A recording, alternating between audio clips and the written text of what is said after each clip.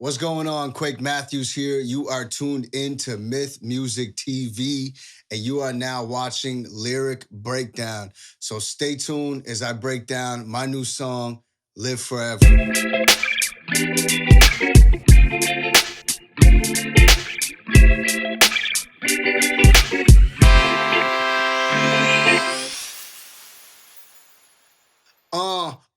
Is this thing on? If so, please excuse me as I get back on my bowl. Black hoodies and bottles of Sauvignon. I'm toasting to my future with Open Eagle cigars. I've always been like that. You know, I used to wear black hoodies and wear Timberlands, but drink Sauvignon Blanc.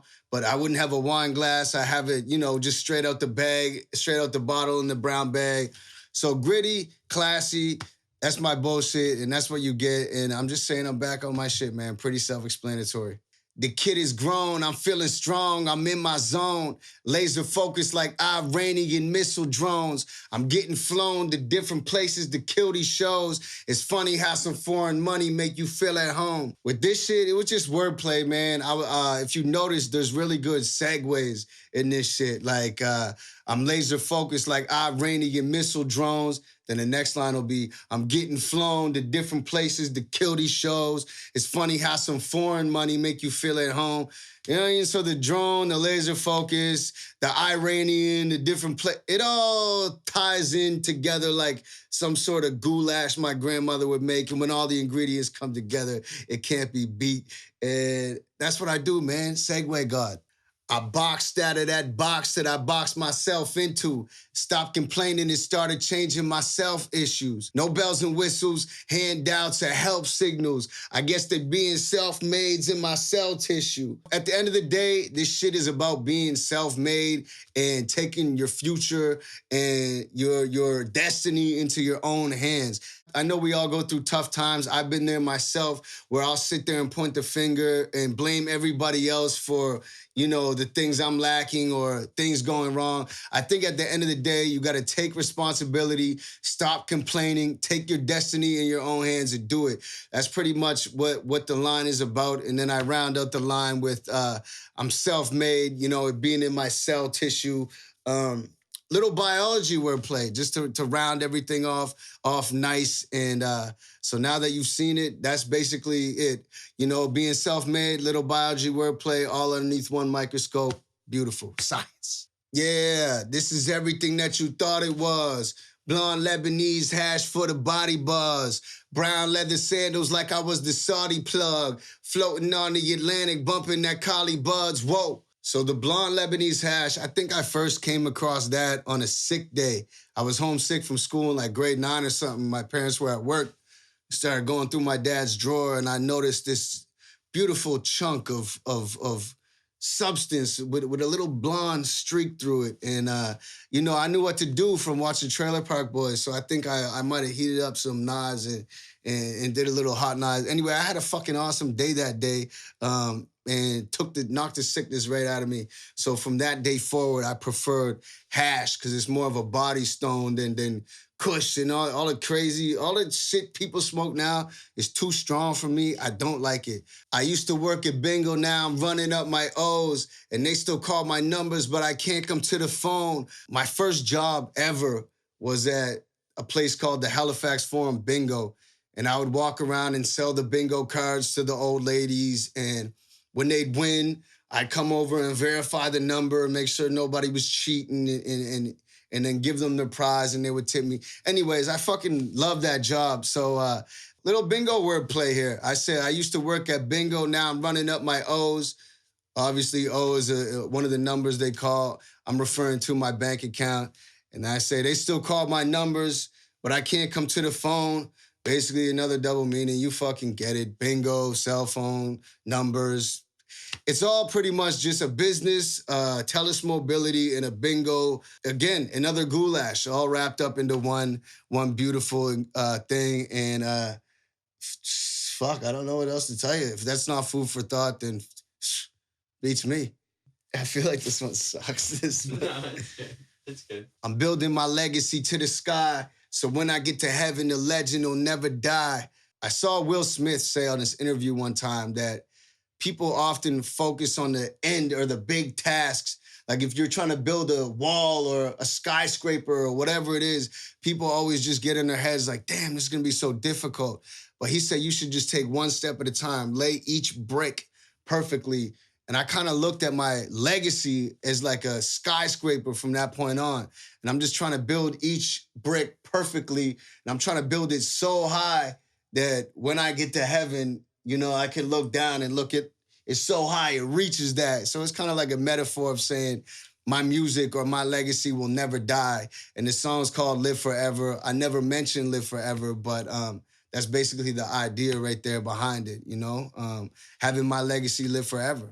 And I think that's what we all want in life. And that brings us to the hook. I've been dreading this moment the whole time because there's vocal effects on the real hook. And I don't want to sit here and look you in the eye and fucking serenade you and sing without the auto-tune on because I'm going to sound like a fucking baby seal being clubbed to death. But I guess I'll try it, man.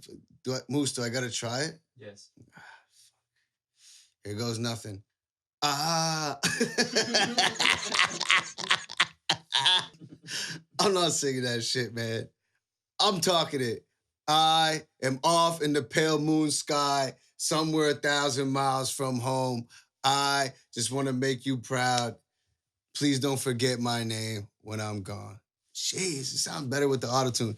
Anyways, basically what I'm just saying is like I've been around the world. I've been to a lot of different places doing what I love. And my number one goal is always to make the city proud, to make the people I started with proud, to make the fans who are with me from day one proud. I want to make people proud and leave a mark. And that goes again with living forever and building a legacy. And I think that's all I was trying to say with the hook. Fuck it, I ain't finished yet. Got another 50 reps. I'm shining, baby, and I ain't even begin to sweat. The pressure's on and I'm flexing on them like ninja sex. Bitch, I'm cool in real life. You cool on the internet. Bunch of layers to that. Basically using the workout shit as a metaphor for my career. I'm not finished yet. Got another 50 reps. I'm shining, baby, and I ain't even begin to sweat. Basically, I'm shining without really trying that hard. You know, when people start trying hard at the gym and they start sweating, their skin gets all shiny. Lil Jim wordplay, don't know if you caught it there. As far as the ninja sex, a couple people been asking me about that, and all that it stems from like a joke fucking one of my dudes, Dickie, he always made growing up. Like if we walk into like a place or a room and it was too like warm or stuffy in the room, he'd always be like, man, it's harder than ninja sex in here. And I think that's because he pictures like ninjas having really hot sex. Like they're probably like flying through the sky and doing maneuvers in positions that would be way hotter than the average person's sex life. So I kind of just took his joke and adjusted it and put flexing on him like ninja sex because I'm sure that ninjas are also just as equally flexible as they are hot during sex. So don't you tell me shit no more because I don't take advice from those who ain't did it before.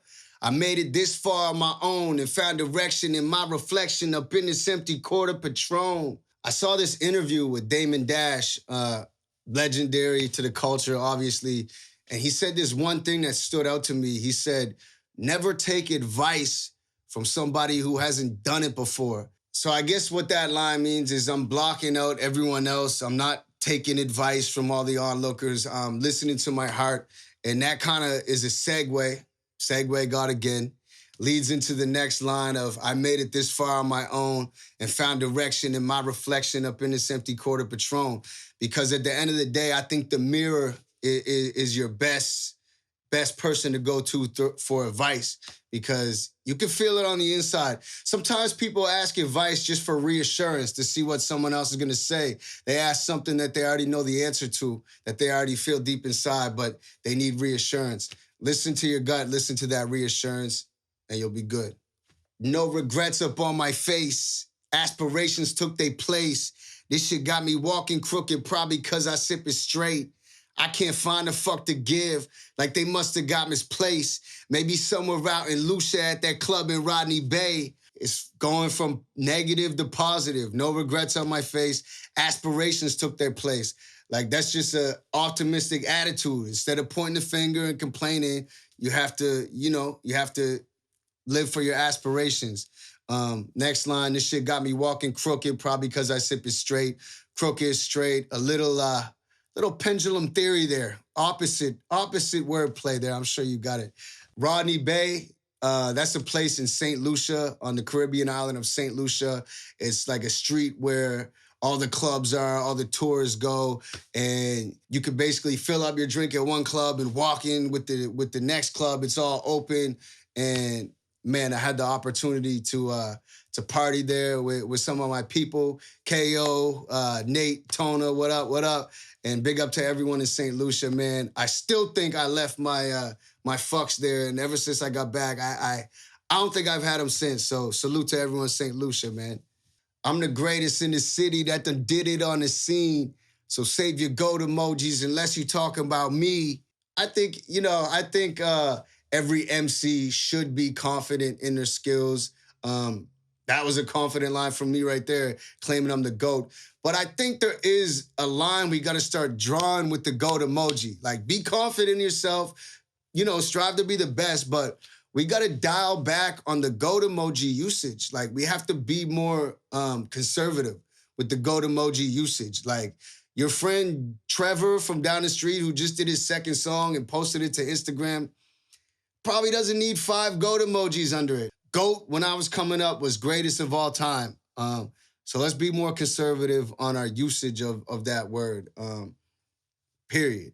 I'm building my legacy to the sky, so when I get to heaven, I'm climbing back down the side. Similar to the first verse, only with a little twist. I'm building that legacy as if it was a skyscraper to the sky, so when I make it to heaven, you know what I mean, I can climb back down the side of it. Meaning, again, my name, my legacy will live forever, which is the title of the song, but I do not mention once in the song. And that brings us to an end. I am Quake Matthews. Thank you for watching Myth Music Television. This was Lyric Breakdown, and you just saw me break down my song, Live Forever. Hopefully I could shed some light and bring some inside information to make you understand the song better. Salute. I am off in the pale moon sky, somewhere 1,000 miles from home.